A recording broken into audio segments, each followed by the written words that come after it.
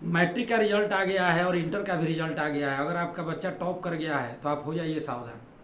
अब आप कहिएगा ये गणित गुरु क्या कह दिए, बाल बच्चा टॉप कर गया हो, इसमें सावधान होने की क्या बात है?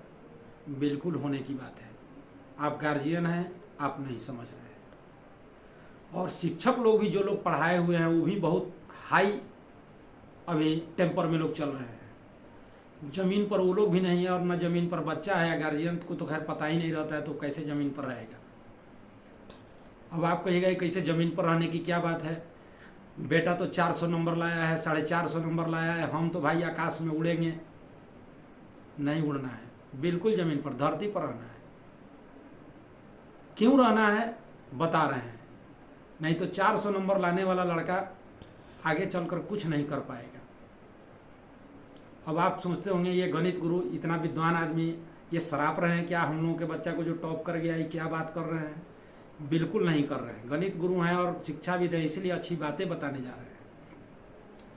क्योंकि अब रिजल्ट आ गया है, तो रिजल्ट आ गया है तो रिजल्ट आने भर से तो काम नहीं चलना है ना। बच्चा का रिजल्ट अच्छा हो गया, मार्क्स बढ़िया आ गया, जिसका नहीं आया, कम आया, उसको भी बहुत बहुत बधाई है। जो टॉप किया उनको तो निश्चित रूप से हमारी बधाई है और शुभकामना है। हम भी चाहते हैं कि बच्चा बहुत अच्छा करे, टॉप करे, लेकिन इसलिए कि सावधान होने की ज़रूरत है। मैं फिर कह रहा हूँ, सावधान होइए। मेरी बात सुनिए, सोचिए, समझिए। अच्छा लगे तो इसको फॉलो करिए, और नहीं भी अच्छा लगे ना तो अच्छा लग ही जाएगा। अगर अभी आपको हमारी बात अच्छा नहीं लगेगी तो कुछ दिन बाद अच्छा लगेगा, 1 साल बाद अच्छा लगेगा, 2 साल बाद अच्छा लगेगा। लेकिन तब तक क्या होगा? चिड़िया चुग गई खेत, अच्छा लग के ही क्या होगा? देखिए, ये जो मार्क्स जो आ रहे हैं अभी, आप जरा बैक में जाइए। क्या आज से 5 साल, 7 साल, 8 साल पहले पढ़ाई नहीं होती थी? क्या बच्चे नहीं पढ़ते थे? क्या उनमें इंटेलिजेंसी नहीं थी? अंक क्यों कम आते थे? अगर 70% किसी 70% पर तो लोग बिहार टॉप कर जाता था। आज 90% पर बिहार टॉप नहीं हो रहा है, 95%, 96%, 97% पर टॉप कर रहा है। बात यह नहीं कि बच्चे तेज हो गए हैं, बात यह है कि एग्जाम का प्रोसेस ऐसा हो गया है कि इसमें लोग टॉप कर ही जाएगा। और प्रोसेस क्या है देखिए, मैं एक एग्जाम्पल दे रहा हूँ। गणित को लीजिए। गणित में ऑब्जेक्टिव कर दिया गया, जबकि आज से 7 साल 8 साल पहले ऑब्जेक्टिव क्वेश्चन नहीं हुआ होता था। केवल subjective long question, short question होता था। अथवा में क्वेश्चन नहीं रहता था, यानी 100 नंबर का क्वेश्चन है तो 100 नंबर आपको बनाना है, और लॉन्ग क्वेश्चन होगा तो मार्क्स भी कटेगा, तो अंक नहीं आते थे। लेकिन अब क्या है? अब 100 नंबर के पेपर को सरकार क्या कर दिया? सरकार तो ऐसी व्यवस्था कर दी है कि बच्चा बिना पढ़े भी पास कर जाएगा।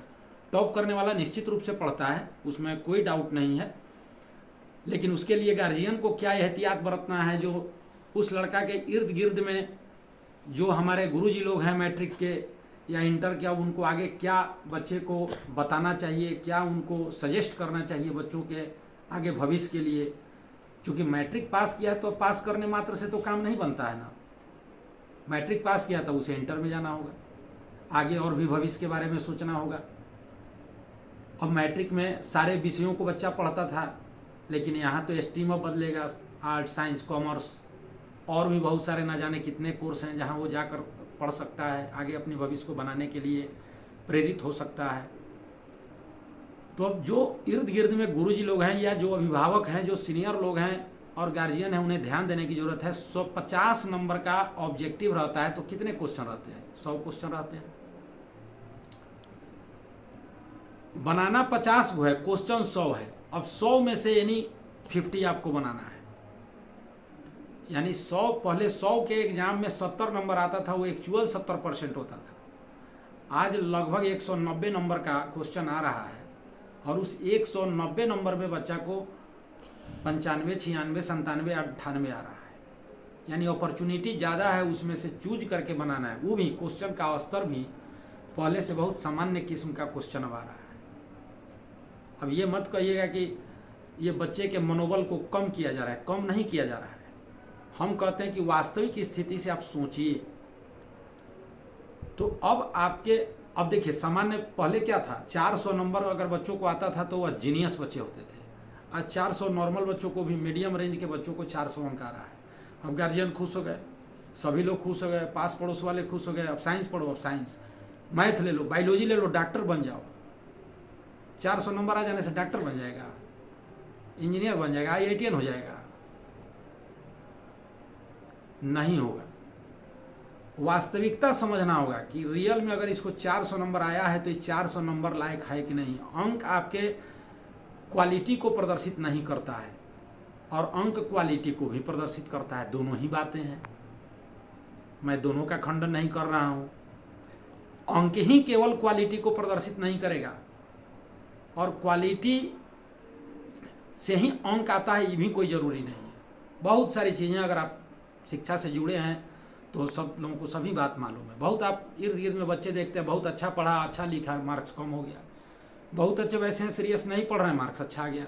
कौन सा कमाल है भाई? 10 दिन में पूरी कॉपी की जांच हो जा रही है, सारे सिस्टम एकदम परफेक्ट हो जा रहे हैं, कौन सी तैयारी चल रही है? तो बहुत सा ऐसा कारण है कि जो अंक आया है वह आपके बच्चे का इंटेलिजेंसी का घोतक नहीं है।